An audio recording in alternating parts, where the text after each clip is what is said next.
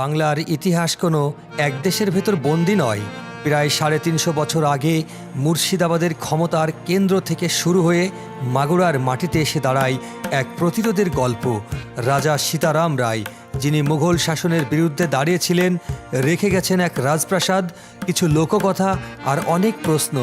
ইতিহাস, রহস্য আর বাস্তবতার সেই গল্প বলছেন তৌফিক রানা। আজ থেকে প্রায় ৩৫০ বছর আগে, অর্থাৎ সপ্তদশ শতকের শেষ ভাগে বাংলা ছিল রাজনৈতিক টানাপোড়েনের ভেতর দিয়ে যাওয়া এক ভূখণ্ড। ১৭০৪ খ্রিস্টাব্দে ভারতের মুর্শিদাবাদ বাংলার প্রশাসনিক কেন্দ্র হিসেবে গড়ে ওঠে।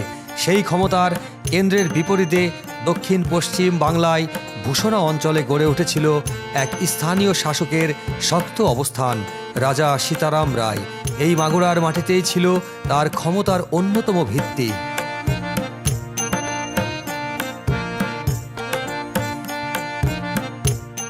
বাংলার যে সমস্ত খ্যাতনামা জমিদার স্বাধীনতা রক্ষার ইতিহাসে অবদান রেখেছেন, তার মধ্যে সবচেয়ে গুরুত্বপূর্ণ ভূমিকা রেখেছেন রাজা সীতারাম রায়, এবং সেই তার রাজপ্রাসাদের সামনেই আমরা এখন দাঁড়িয়ে রয়েছি। আপনারা দেখতে পাচ্ছেন, এটি হচ্ছে রাজা সীতারাম রায়ের কাছারি বাড়ি। এছাড়াও ভারতের মুর্শিদাবাদ ছিল মুঘল শাসনের কেন্দ্র, আর মাগুরা ছিল সেই কেন্দ্রের বাইরে গড়ে ওঠা এক প্রতিরোধের অঞ্চল। রাজা সীতারাম রায় কর দিতে অস্বীকৃতি জানান এবং নিজের স্বাধীন শাসন টিকিয়ে রাখতে সামরিক শক্তি গড়ে তোলেন। এই দ্বন্দ্ব কোনো হঠাৎ ঘটনা নয়, এটি ছিল কয়েক দশক ধরে চলা ক্ষমতা আর আত্মমর্যাদার সংঘর্ষ। যে উঠোনে একসময় রাজকীয় পদধ্বনি ছিল, তা এখন নীরবতা রাজত্ব। এবং এই রাজপ্রাসাদ সেই সময়ের বাস্তব প্রমাণ। প্রশস্ত অঙ্গন, পুরু দেয়াল আর স্থাপত্যের ধরন বলছে এটি শুধু বসবাসের জায়গা নয়, ছিল প্রশাসনিক ও কৌশলগত কেন্দ্র। নির্মাণ শৈলীতে স্থানীয় ধারার সঙ্গে মুঘল প্রভাব মিলেমিশে আছে, যা সেই সময়ের রাজনৈতিক বাস্তবতাকেই তুলে ধরে। ১৭১৪ খ্রিস্টাব্দের দিকে মুঘল বাহিনীর কাছে রাজা সীতারাম রায় পরাজিত হন। বন্দি অবস্থাতেই তার মৃত্যু ঘটে। এভাবেই শেষ হয় ভূষণা রাজ্যের স্বাধীন অধ্যায়। তবে স্থানীয় মানুষের মুখে মুখে রয়ে গেছে ভিন্ন গল্প। কেউ বলে এই প্রাসাদ এখনও তার উপস্থিতি বহন করে, কেউ বলে নীরব দেওয়ালেই লুকিয়ে আছে সেই পরাজয়ের কালো ইতিহাস। এবং আজ এই রাজপ্রাসাদটি ধ্বংসপ্রায়। সময়, অবহেলা আর প্রকৃতি ধীরে ধীরে গ্রাস করেছে এক সময়ের শক্তির প্রতীককে। তবু দাঁড়িয়ে থাকা এই দেওয়ালগুলো প্রমাণ করে ইতিহাস মুছে যায় না, শুধু আড়ালে চলে যায়। রাজা সীতারাম রায় ছিলেন আমাদের মোহাম্মদপুর উপজেলার একজন গর্ব।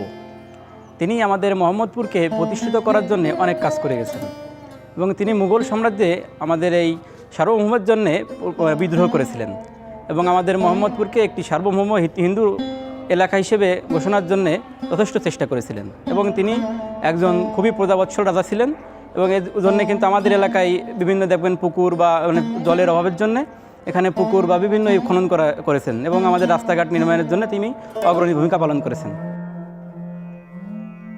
রাজা সীতারাম রায়ের গল্প শুধু মাগুরা বা মুর্শিদাবাদের নয়, এটি এমন এক ইতিহাস যা আজকের সীমান্তের অনেক আগের এই রাজপ্রাসাদ সেই সময়ের কথা মনে করিয়ে দেয়, যখন বাংলা ছিল এক ভূগোল, এক ইতিহাস, এক ধারাবাহিক গল্প। এই গল্প শুধু ক্ষমতার নয়, এই গল্প সময়ের প্রায় ৩৫০ বছর আগের এক প্রতিরোধ। আজও মাগুরার মাটিতে দাঁড়িয়ে আছে ধ্বংসস্তূপ হয়ে। প্রশ্ন একটাই, এই ইতিহাস আমরা কি শুধু দেখব, নাকি সঠিকভাবে সংরক্ষণ করে রাখব, যাতে করে আমাদের ভবিষ্যৎ প্রজন্ম সঠিক ইতিহাস জানতে ও বুঝতে পারে?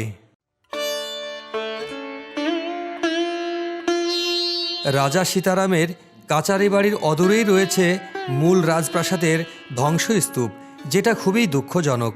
সরকারের কাছে আমাদের দাবি, রাজা সীতারামের শেষ স্মৃতিটুকু যেন সংরক্ষণ করা হয়।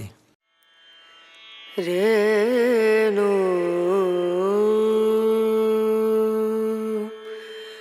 রনা রনা। 那。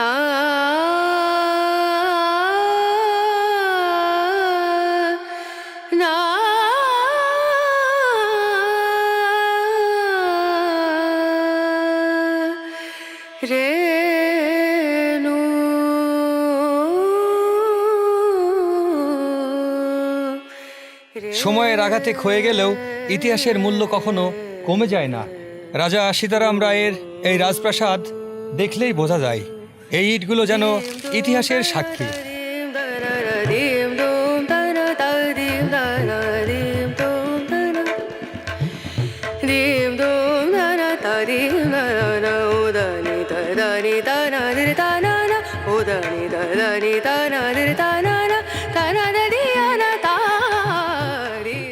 চলুন জেনে আসি এখানে কিভাবে আসা যায়।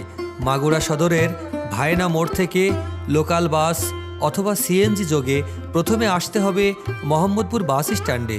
40 থেকে 50 টাকা ভাড়া লাগতে পারে। দূরত্ব মাত্র 20 থেকে 22 কিলোমিটার রাস্তা। মোহাম্মদপুর বাস স্ট্যান্ডে স্থানীয় কাউকে বললেই দেখিয়ে দেবে নবগঙ্গা নদীর তীরে দাঁড়িয়ে আছে কালের গর্ভে বিলীন হয়ে যাওয়া, কালের সাক্ষী রাজা সীতারাম রায়ের ধ্বংসপ্রাপ্ত রাজবাড়ি।